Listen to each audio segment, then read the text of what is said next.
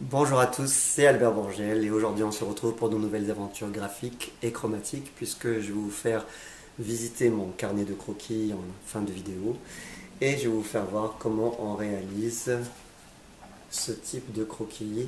Alors il ne s'agit pas de faire un tuto et de vous montrer comment réaliser ce dessin, mais plutôt de vous donner envie de sortir avec vos carnets, de faire vos propres croquis en vous frottant au motif. Allez, suivez-moi.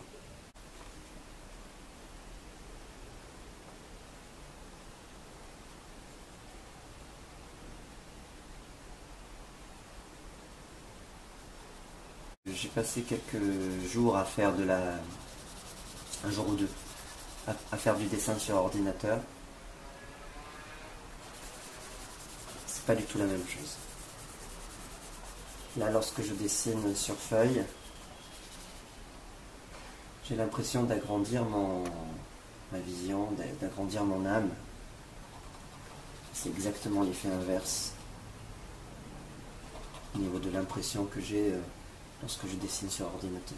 J'ai vraiment l'impression de perdre mon temps.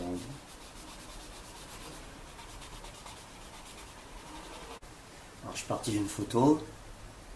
Et bien sûr, la facilité, c'est d'utiliser les logiciels à disposition, Photoshop et tout ça. Je ne peux pas faire autrement. Je pourrais, hein, mais pourquoi ne pas prendre la facilité? Et le résultat, c'est cette sensation de perdre son âme, de perdre son temps. C'est juste une constatation.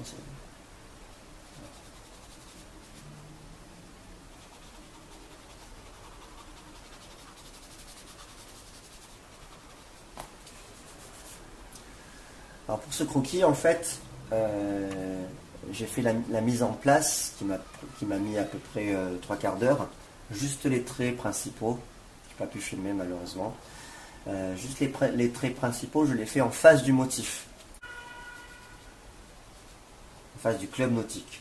C'est une plage, mais c'est une plage spéciale, parce qu'il y a ce club nautique de Nice, qui est très beau. À l'intérieur, il y a une trace du passage de Henri Matisse. Et donc j'ai fait juste la mise en place en face du croquis, en face du motif. Et j'ai fait des traits sans règles. Ça c'est très important pour avoir côté vivant justement.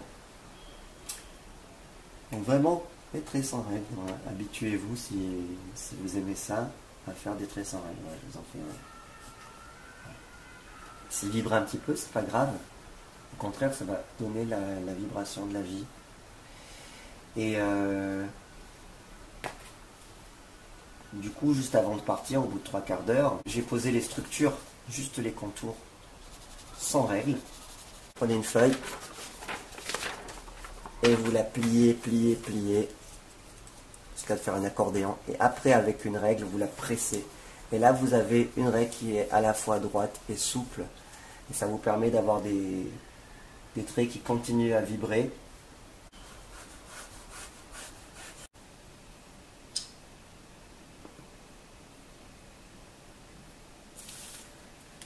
Voilà, à présent que j'ai fait avec l'estompe, j'ai dessiné comme ça des pierres, juste avec le noir de saleté des étalages qui restent sur l'estompe. Maintenant, avec un crayon épais qui va donner une facture un peu rugueuse, un peu grasse, je vais faire ressortir juste quelques interstices des pierres. Donc vraiment, je suis toujours dans l'idée de l'impression. Je suis très marqué par l'impressionnisme et je trouve que ça sert à rien de dessiner les pierres une par une. Il y en a qui font ça très bien. Et moi, c'est pas ce qui me plaît le plus. Je préfère quand les choses sont à peine suggérées et que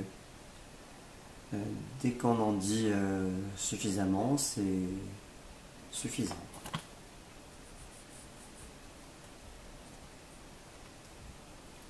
Moi, je trouve que dès qu'on en dit trop, ça fige le dessin et ça lui retire de la vie. C'est un avis personnel que je partage avec vous.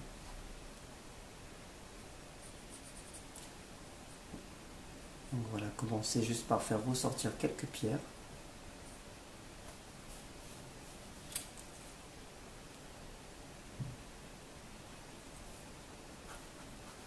Là j'ai rajouté du grain sur mon estampe. Donc, par rapport à ce que je disais tout à l'heure, c'est voilà, pour moi ce qui est très important, c'est la façon avec parcimonie dont on va étaler et dont on va se servir de l'estampe, parce que je ne veux pas garder un effet de nuage laiteux sur tout le dessin. Il faut qu'il y ait quand même de la matière, il faut qu'il y ait du grain.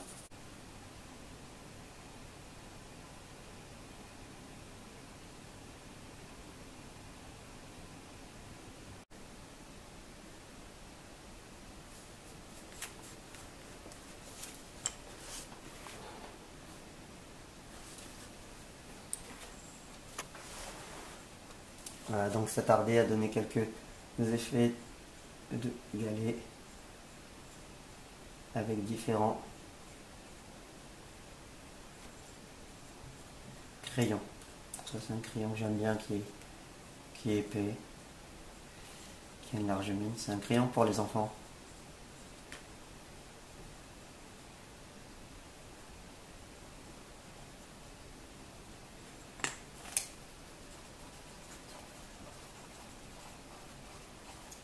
Là, juste avec l'estompe.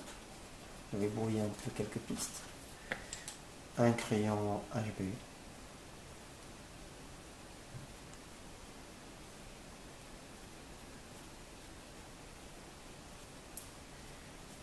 Je travaille avec un... Là, plus je viens vers moi, plus on vient vers vous, plus le trait à la fois, je l'affine, je grossis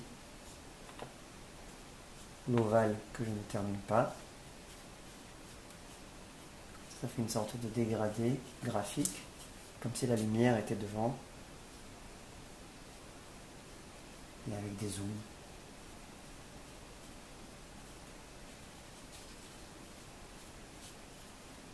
Là, je mets en place un décor avec un Rotring crayon 07 porte-mine, des tracés plus nets. Donc on va plus petit et on va plus vers le bord.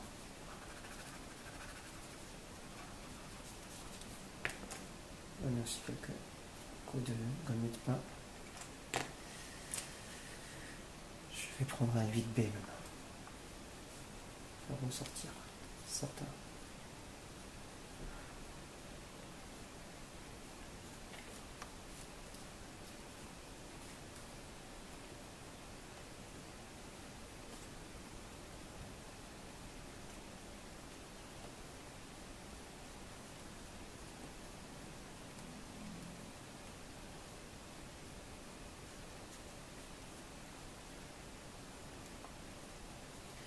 C'est un croquis que j'ai commencé sur la plage de la Réserve le 26 juin. Je termine aujourd'hui.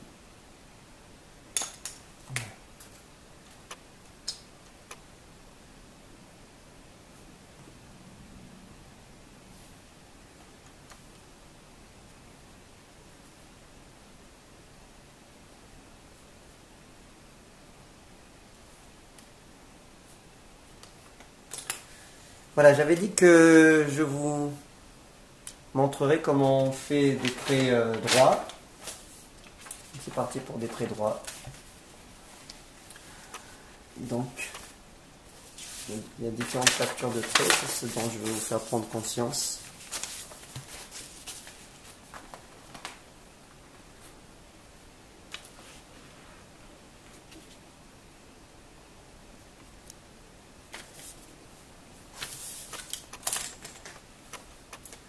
Donc les traits droits. Ce qui compte, c'est d'avoir la main bien posée de tenir le crayon de la sorte. Et moi, j'imagine toujours, pour pas gommer, un peu par magie, comment le trait va venir sur la feuille et voir s'il me plaît. Et ensuite, je n'ai plus qu'à en fait le repasser. Donc après, il faut s'habituer à faire des traits droits. Voilà. Alors, on apprend aussi aux Beaux-Arts à faire des traits comme ça. Vous voyez qu'on a différentes factures de traits. Ça peut être fait à l'estompe.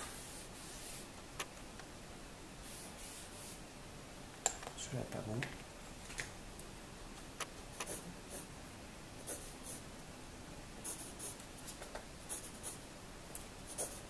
Souvent, je reviens sur mon trait.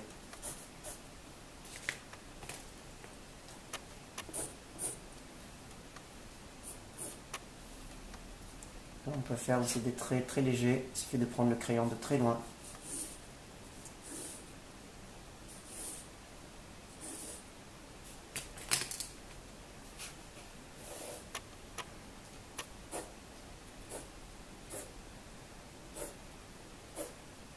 Il faut s'entraîner à faire ça. On a besoin. Alors ensuite, vous avez aussi ce dont je vous ai parlé tout à l'heure, c'est-à-dire la différence entre un trait fait à la règle, fait à la main, et avec la règle qu'on a faite avec simplement du papier plié en accordéon, qu'on a écrasé avec sa règle. Et là, hop, on a un intermédiaire, c'est-à-dire qu'on a un trait qui est à la fois juste droit et en même temps souple. Il est plus droit que celui-là, il est moins droit que celui-là, il est aussi souple que celui-là et il est aussi juste que celui-là. Donc ça, pour moi, c'est le trait parfait. Voilà. Donc, je vais vous faire voir mon carnet de croquis de 2020 été. C'est un carnet de croquis qu'on sent. Ici, il y a un personnage que j'allais dire j'ai inventé, mais je ne l'ai pas inventé puisque c'est un joueur de clarinette et de saxophone qui joue toujours dos à la promenade des Anglais à Nice. Et dans mon histoire de muse, il va correspondre à la figure du destin. Mais là, je l'ai un petit peu caricaturé. C'est un carnet de croquis. Il y a des croquis que vous avez déjà vus ici. Il y a des croquis que vous avez déjà vus sur la chaîne puisqu'ils ont donné lieu à des tutos. Donc voici la version finale de l'olivier que j'ai fait tout à la fin du confinement.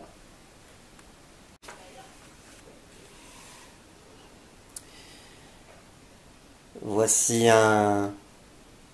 une vigne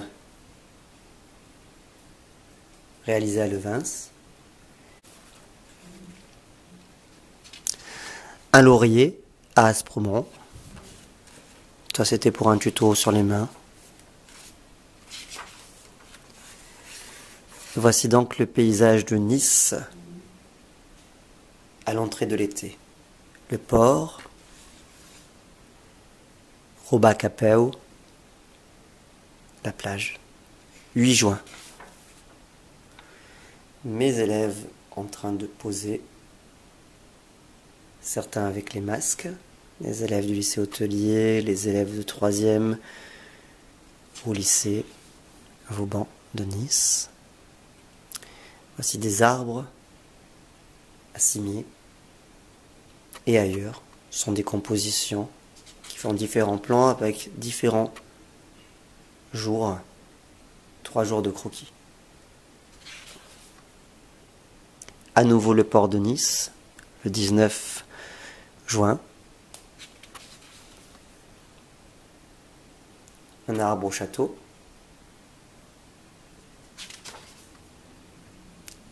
Différents palmiers, celui de mon lycée, celui du CFA Poliani. Un élève en train de poser avec le masque sous le menton.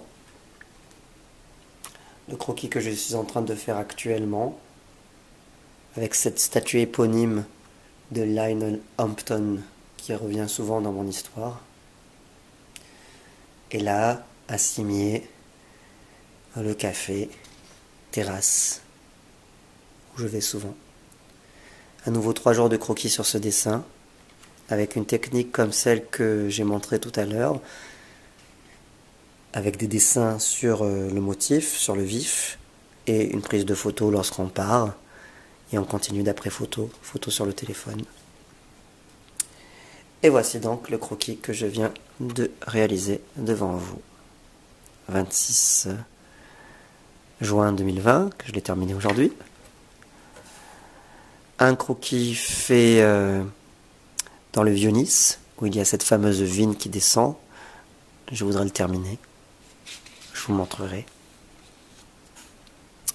Le Vince, à l'endroit du rond-point. À nouveau le port de Nice. Et tout à l'heure, au restaurant Lou Balico, eh bien, Lou Balico. Et en Issarte, ça veut dire le basilic. Voilà, page blanche pour la suite. Voilà, j'espère que cela vous a plu. Quant à moi, je vous dis à très vite pour de nouvelles aventures graphiques et chromatiques. En partant, n'oubliez pas d'activer la cloche, de vous abonner si ce n'est pas déjà fait, de laisser un commentaire et de cliquer j'aime.